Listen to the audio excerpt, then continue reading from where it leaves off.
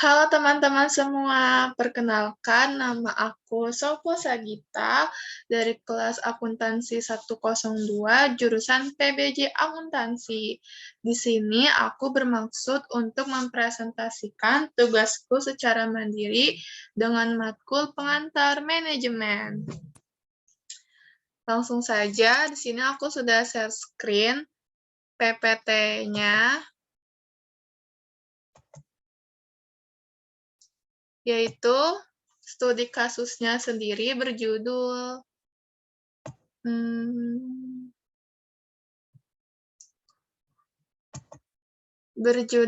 Manajemen Penyakit dan Kecelakaan Akibat Kerja. Sekarang aku mau membacakan yang pendahuluan dulu ya.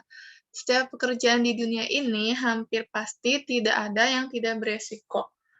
Ibarat pepatah, bermain air basah, bermain api hangus, kecelakaan dan sakit akibat kerja sudah menjadi resiko setiap orang yang melakukan pekerjaan, baik itu petani, nelayan, buruh pabrik, pekerja tambang, maupun pegawai kantoran sekalipun.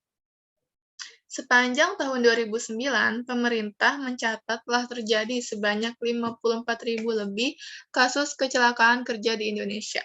Meski menunjukkan tren menurun, namun angka tersebut masih tergolong tinggi ya teman-teman. Di sebuah pabrik guk di Jawa Tengah terjadi kecelakaan kerja yang menyebabkan 4 pekerjanya tewas, dan di Tuban, Jawa Timur juga tuh ada seorang meninggal dan 2 orang lainnya terluka akibat tersiram serbuk panas saat bekerja di salah satu pabrik semen.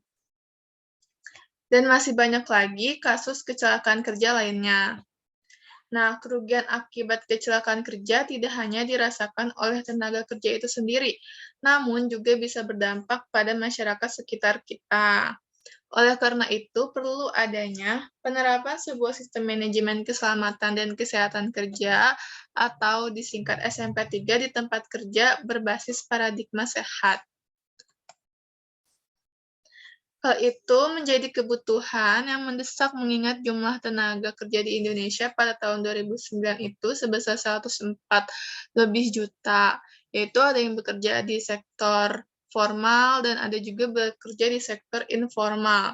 Dengan distribusinya nih sebesar 41% bekerja di bidang pertanian, industri sebesar 12,7%, perdagangan sebesar 20%, transportasi, gudangan dan komunikasi itu sebesar 5,69%.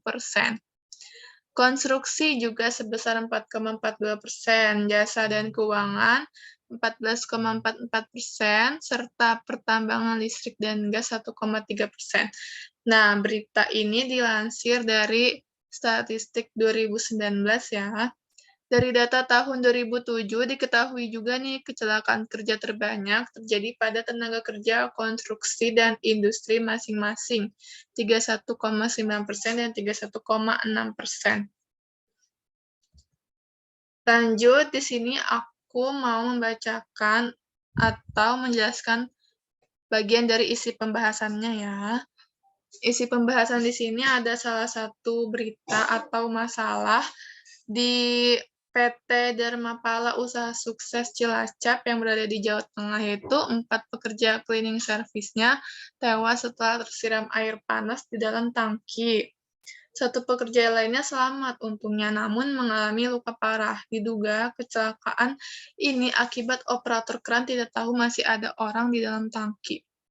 Peristiwa tragis di pabrik gula ini sukses yang ada di Komplek Pelabuhan Tanjung Intan Cilacap terjadi sekitar pukul 10 WIB.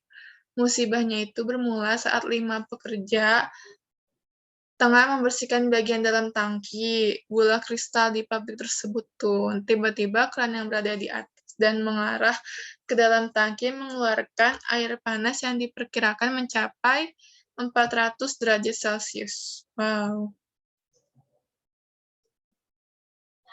Lanjut ya. Nah, akibatnya itu, keempat pekerja yang di dalamnya tewas seketika dengan kondisi mengenaskan karena panasnya uap. Para korban yang tewas semuanya itu warga Cilacap ya, yakni ada yang bernama Ferry Kisbianto, Jumono, Puji, Sutrisno, dan Kasito. Sedangkan pekerja yang bernama Adi Purwanto berhasil menyelamatkan diri, namun tetap mengalami luka parah. Menurut salah seorang rekan pekerja, air panas tersebut mengucur ke dalam tangki setelah tombol kran dibuka oleh salah seorang pegawai pabrik. Diduga operator kran tidak mengetahui jika pekerjaan di dalam tangki tersebut belum selesai. Wah, termaksud kegiatan yang teledor ya.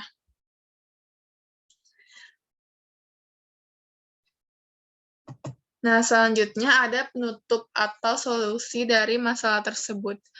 Keselamatan dan kesehatan kerja atau K3 tidak dapat dipisahkan dengan proses produksi seperti tadi ya di dalam tangki pabrik gula, baik jasa maupun industri. Perkembangan pembangunan setelah Indonesia merdeka menimbulkan konsekuensi meningkatkan intensitas kerja yang mengakibatkan pula meningkatnya risiko kecelakaan di lingkungan kerja. Hal tersebut juga mengakibatkan meningkatnya tuntutan yang lebih tinggi dalam mencegah terjadinya kecelakaan kerja yang beraneka ragam, bentuk maupun jenisnya. Jenis kecelakaannya ya, ada yang luka ringan atau luka berat, bahkan ada yang sampai meninggal. Sejalan dengan itu nih, perkembangan pembangunan yang dilaksanakan tersebut, maka disusunlah UU nomor 14 tahun 1969 tentang pokok-pokok mengenai tenaga kerja yang selanjutnya mengalami perubahan menjadi UU nomor 12 tahun 2003 tentang ketenagaan kerja. Dalam pasal 86, sebentar ya.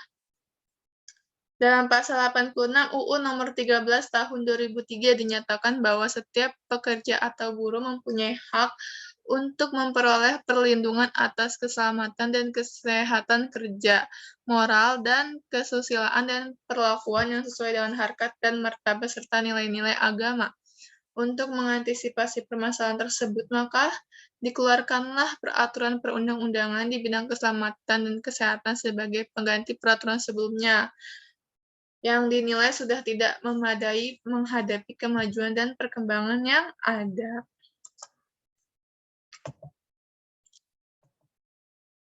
Nah, peraturan tersebut adalah Undang-Undang nomor tahun 1970 tentang keselamatan kerja yang ruang lingkupnya meliputi segala lingkungan kerja, baik di darat, di dalam tanah, permukaan air, di dalam air maupun udara yang berada di dalam wilayah kekuasaan hukum Republik Indonesia.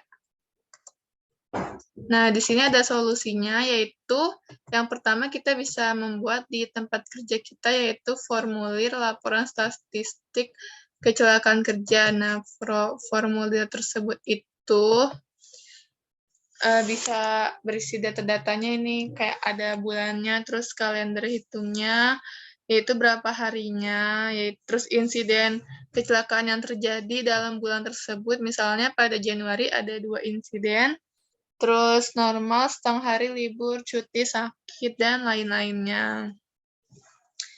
Ya, selanjutnya ada formulir identifikasi bahaya, penilaian resiko, dan pengendalian resiko K3.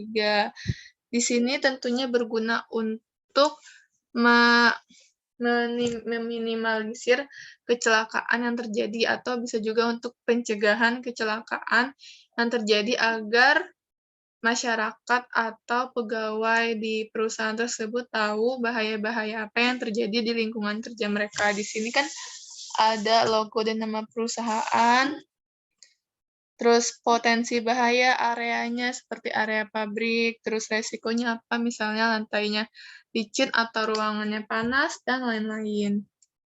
Nah, kesimpulannya terakhir, yaitu keselamatan dan kesehatan kerja adalah semua ilmu dan penerapan mencegah terjadinya kecelakaan yang bertujuan untuk melindungi dan menjamin keselamatan setiap tenaga kerja dan orang lain di tempat kerja tersebut, serta menjamin setiap sumber produksi dapat digunakan secara aman dan efisien. Dari penjabaran tujuan penerapan K3 di tempat kerja berdasarkan Undang-Undang Nomor 1 Tahun 1970 tersebut, maka terdapat harmoni mengenai penerapan K3 di tempat kerja antara pengusaha, tenaga kerja, dan pemerintah atau negara. Sehingga di masa yang akan datang, baik di dalam waktu dekat ataupun nanti, penerapan K3 di Indonesia ini dapat dilaksanakan secara nasional dari Sabang sampai Merauke. Nah, sekian presentasi dari saya, Sopo Sagita, kurang lebihnya mohon maaf. Terima kasih. Wassalamualaikum warahmatullahi wabarakatuh.